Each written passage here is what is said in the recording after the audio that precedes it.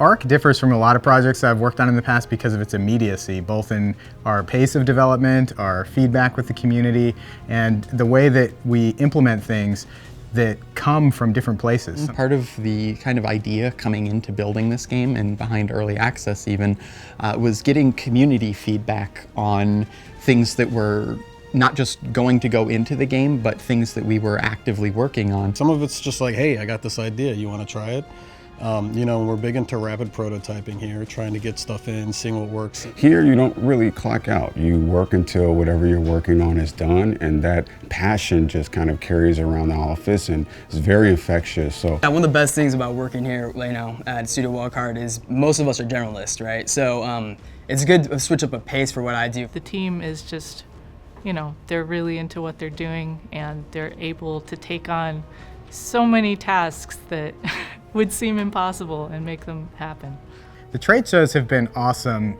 This is my first time where I got to hit a bunch of them in 1 year. You know, we started with E3, we got a bunch of positive feedback there because we announced Xbox, and it was super exciting that ARK was coming to Xbox much sooner than we anticipated. We got to meet up and sync a lot with the streamers there that were playing the game and a lot of the fans of the game. PAX, it was really cool. We ran a couple of mini tournaments. A girl ended up winning it, and it was interesting because she's never really played, you know, SOTF or Survival of the Fittest or PvP mode before. And it was really cool to see someone, you know, that's not really a PvP player win the game. This is the first cosplay that we ever had come to our actual booth. It was just amazing and surprising, right, to see that first person in full costume come up, and the guy was really friendly and hung out with us and was basically a, you know, impromptu booth worker because people wanted to take pictures with him and everything, so that was kind of fun.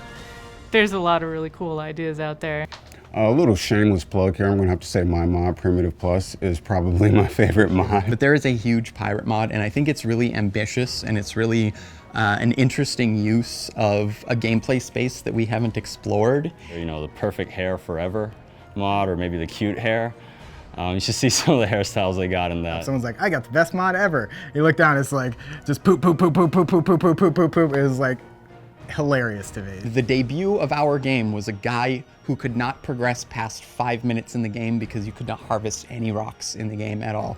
It was a dreadful, mortifying, just destroying moment for me, but also I think it's one of my absolute favorites. I'm gonna be a little selfish and say favorite moment would be when I got hired. It's probably my favorite moment in the ARK development path. The week or 2 weeks before Survival of the Fittest got launched, it was basically, you know, us and a couple of volunteer testers, you know, staying up really, really late, you know, just play testing the game. It's really hard to have a favorite thing because it's just so fast-paced, you know. It's like you always think like, oh, I love this is a really great thing, but then you're like immediately on to the next great thing. But I have to say my favorite moment really was at Gamescom when I got to see how many fans there were for ARK in Europe, in Germany, where Gamescom took place. You know, being up on a stage in front of a crowd of, you know, hundreds of people who all want to hear about ARK and what's the next stage of ARK's development. I worked a lot on our Extra Life event that we held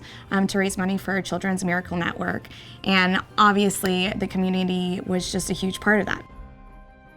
Everything becomes unfiltered, and it's just you and them, and then they're telling you about their bases, their stories, their experiences in ARK, and it's very casual, and it's a lot of fun. Like being able to, it's like being in a pub with all the people who play ARK, and you're just telling stories, you're shooting scenes. It's very enjoyable to do. It's a laugh.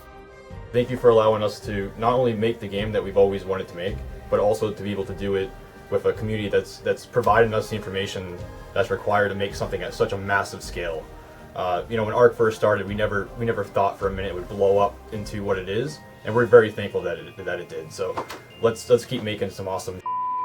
Hola a todos, gracias por ser una comunidad activa en el desarrollo de ARK, por permitirnos desarrollar contenido para ustedes y hacer de este juego una gran experiencia para todos.